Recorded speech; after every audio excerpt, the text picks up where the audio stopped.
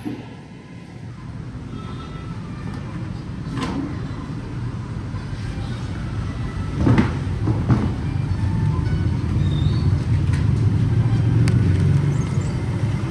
भाई शेफ साहब लगा जे कला ही, शेफ साहब कला ही शेर जे पा जे।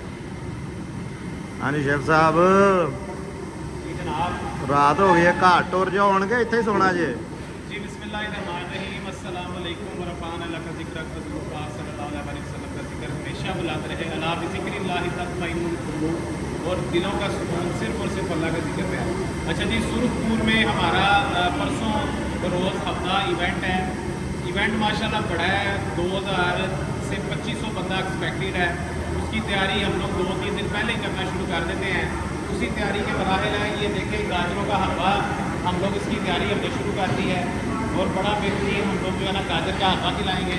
उसके बाद ये हमारा पालक गोश्त की तैयारी हो रही है। ये पतीले चढ़ गए हुए हैं पालक गोश्त के, एक ये पतीला है, एक ये पतीला है, और मनों के हिसाब से जो है ना पालक बॉयल हो रही है। उसके बाद इधर आप आगे आ जाएँ तो इधर हमारे पास अभी जनाब तकरीबन कुछ 4-5 मन गाजर और है जो जिसकी तैयारी अभी होगी।